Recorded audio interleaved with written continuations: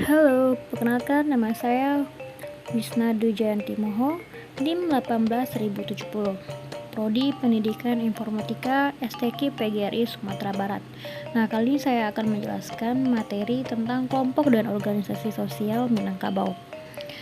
Tujuannya untuk melengkapi salah satu tugas mata perkuliahan, yaitu Budaya Alam Minangkabau, yang diampu oleh Ibu Dr. Zulfa MPD MHum. Langsung saja. Nah, yang pertama Minangkabau. Minangkabau atau Minang adalah kelompok etnis Nusantara atau yang berbahasa dan menjunjung adat Minangkabau. Wilayah penganut kebudayaannya meliputi Sumatera Barat, separuh daratan Riau, bagian utara Bengkulu, bagian barat Jambi, pantai barat Sumatera Utara, barat daya dan juga Negeri Sembilan di Malaysia. Dalam percakapan awam, orang Minang seringkali disamakan sebagai orang Padang, merujuk pada nama ibu kota provinsi Sumatera Barat, yaitu Kota Padang. Namun, masyarakat ini biasanya akan menyebut kelompoknya dengan sebutan orang awak, yang bermaksud sama dengan orang Minang itu sendiri. Next, suku di Minangkabau. Suku bangsa ialah suatu golongan manusia yang mengidentifikasikan dirinya dengan sesamanya, biasanya berdasarkan garis keturunan yang dianggap sama. Identitas suku ditandai oleh kesamaan budaya, bahasa, agama, perilaku, dan ciri-ciri biologisnya. Pengertian genealogis suku adalah kumpulan persaudaraan sedarah menurut garis keturunan ibu, golongan orang-orang atau keluarga yang seturunan. Awal pembentukan budaya suku Minangkabau oleh Datuk Ketemanggungan dan Datuk Perpati nan Sebatang. Suku ini dimulai dari Samande, Saparui, Sajurai, dan Sasuku. Next, suku induk di Minangkabau. Yang pertama ada suku Koto, 2 suku Piliang, 3 suku Bodi, dan 4 suku Caniago. Pemekaran suku di Minangkabau. Yang pertama suku Payabada dan suku Sikumbang. Yang kedua suku Pitopang dan suku Guci. Yang ketiga, suku Tanjung dan suku Panai. Yang keempat, suku Mandailiang, suku Bendang, dan suku Jamba. Yang kelima, ada suku Sipisang, suku Melayu, dan suku Panyalai serta suku Sumage. Yang keenam, suku Kapai, suku Kuntiai, suku Mandaliko. Yang ketujuh, suku Salo, suku Dalimo. Selanjutnya, suku Sikuang, suku Simabua. Terakhir ada suku Rajodani. Next, suku Koto. Suku Koto merupakan satu dari klan induk dalam suku Minangkabau. A.A. Nafis dalam bukunya berjudul Alam Tekambang Jadi Guru menyatakan bahwa nama suku Koto berasal dari Kotoa, yang berasal dari bahasa Sanskerta yang artinya benteng, di mana dahulu benteng ini terbuat dari bambu. Suku Koto dipimpin oleh Datuk Ketemanggungan yang memiliki aliran aristokratis militeris, di mana falsafah suku Koto Piliang ini adalah manitia dari Ateh, Tabasuk dari bawah, Batanggo naik Bajanjang turun. Datuk Ketemanggungan gadang dek di gadangan besar karena diagungkan oleh orang banyak. Sedangkan Datuk Perpati nan Sebatang tagak samo tinggi, duduk samo rendah. Nah, selanjutnya yang kedua suku Piliang. Suku Piliang adalah salah satu suku atau marga yang terdapat dalam kelompok suku Minangkabau. Suku ini merupakan salah satu suku induk yang berkerabat dengan suku Koto, membentuk adat Ketemanggungan yang juga terkenal dengan Lareh Koto Piliang. Menurut A.A. Nafis, kata Piliang terbentuk dari dua kata, yaitu Pelea artinya banyaka dan Hayanga artinya dewa atau tuhana. Jadi Palehang artinya adalah banyak dewa. Ini menunjukkan bahwa di masa lampau suku Piliang adalah suku pemuja banyak dewa yang barangkali mirip dengan kepercayaan Hindu. Next, Yang ketiga, ada suku Bodi. Suku Bodi adalah salah satu suku marga dalam kelompok etnis Minangkabau yang juga merupakan sekutu suku Caniago, adat Perpati atau Lareh Bodi Caniago. Keselarasan Bodi Caniago didirikan oleh Datuk Perpati nan Sebatang. Membentuk Bodi berasal dari kata Budi atau pohon Bodi, sebuah pohon yang sering dijadikan oleh pertapa Buddhis. Konon, dulu suku ini adalah penganut Buddhisme yang taat, termasuk Datuk Perpati nan Sebatang sendiri. Suku ini sudah ada di wilayah Minangkabau jauh sebelumnya datangnya agama Islam. Bahkan dapat dikatakan bahwa suku ini termasuk pendiri adat Minangkabau atau suku nenek moyang orang. Suku ini terkenal kompak barangkali disebabkan faktor adat Perpati yang mereka anut. Next. Nah, yang keempat ada suku Caniago. Merupakan suku asal yang dibawa oleh Datuk Perpati nan Sebatang yang salah satu induk suku di Minangkabau selain suku Piliang. Suku Caniago memiliki falsafah hidup demokratis dengan menjunjung tinggi falsafah bule aya dek pembuluh, bule kato dek mufakat, nan bule samo digolongkan, nan picak samo dilayangkan. Artinya, bulat air karena pembuluh, bulat kata karena mufakat. Dengan demikian, pada masyarakat suku Caniago, semua keputusan yang akan diambil untuk suatu kepentingan harus melalui suatu proses musyawarah untuk mufakat. Next. Nagari. Nagari adalah pembagian wilayah administratif sesudah kecamatan di Provinsi Sumatera Barat, Indonesia. Istilah nagari menggantikan istilah desa atau kelurahan yang digunakan di provinsi lain di Indonesia. Nagari merupakan kesatuan masyarakat hukum yang memiliki batas-batas wilayah yang berwenang untuk mengatur dan mengurus kepentingan masyarakat setempat.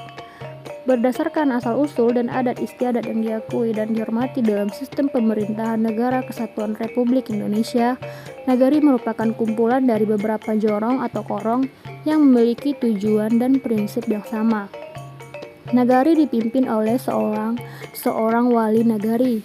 Wali nagari ini dipilih melalui musyawarah dan mufakat dari berbagai kumpulan jorong dan masyarakat melalui pemilihan wali nagari atau pilwana. Selanjutnya, nagari di Minangkabau. Pembentukan nagari di Minangkabau adalah hasil kesepakatan suku nan Ampe, yaitu Koto, Piliang, Bodi, dan Caniago. Nagari Bakampe suku. Nagari adalah wilayah atau sekumpulan kampung di mana yang diikat secara adat di bawah pimpinan seorang penghulu.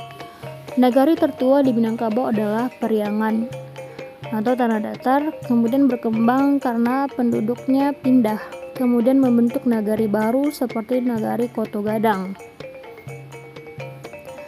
Selanjutnya, terbentuknya nagari. Yang pertama, dari taratak menjadi dusun, dari dusun menjadi koto, koto menjadi nagari, nagari bapanghulu atau datuk. Di setiap nagari awalnya terdapat 4 datuk yang memimpin nagari secara bersama-sama. Taratak sama dengan kumpulan beberapa keluarga yang hidup berkelompok. Dusun sama dengan beberapa taratak. Nagari sama dengan gabungan beberapa dusun secara tradisional dan nagari otonom. Pemerintah Belanda angkat salah satu seorang menjadi kepala laras atau Tuanku Lareh. Tahun 1914 di setiap nagari dipilih satu wali nagari. Sistem pemerintahan nagari berlanjut di era kemerdekaan dan tahun 1951 perannya tak jelas. Tahun 1974 Gubernur Harun Zain angkat wali nagari menjadi kepala pemerintah nagari.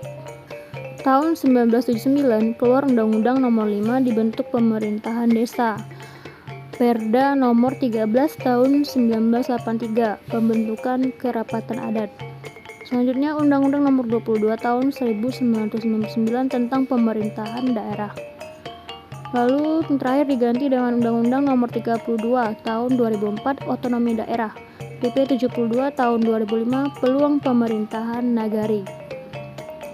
Next, kelarasan di Minangkabau. Laras atau lare adalah dasar pemerintahan menurut adat di Minangkabau. Kelarasan adalah sistem pemerintahan menurut adat Minangkabau. Ada 2 kelarasan di Minangkabau, yaitu kelarasan Bodi, Caniago, dan kelarasan Kotopiliang. Sistem pemerintahan menurut adat. Berdasarkan kesepakatan nenek moyang orang Minangkabau, 2 sistem yakni Kotopiliang atau Datuk Ketemanggungan, Bodi Caniago atau Datuk Perpati nan Sebatang. Kotopiliang berpusat pada pimpinan atau raja, sedangkan Bodi Caniago sistem berdaulat pada rakyat. Kemudian muncul lareh pisang si kalek-kalek hutan. Selanjutnya, Laras Bodi Caniago dipimpin oleh Datuk Perpati nan Sebatang. Berdaulat rakyat.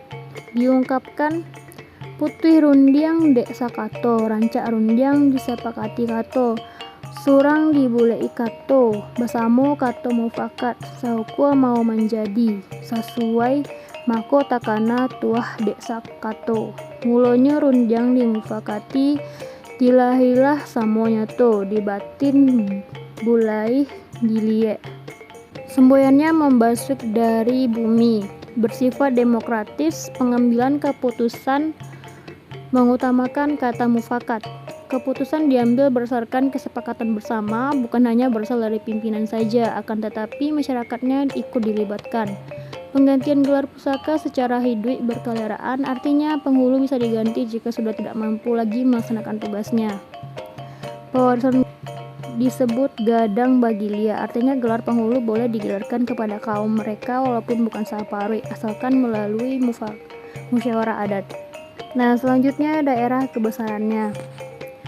Yang pertama, Tanjung nan Ampe. Tanjung nan Ampe ini daerah kebesarannya Tanjung Alam, Tanjung Sunggayang, Tanjung Barula, Tanjung Bingkuang. Nah, yang kedua Lubuk nan Tigo, yaitu Lubuk Sikarah, Lubuk Simawang, Lubuk Sipunai.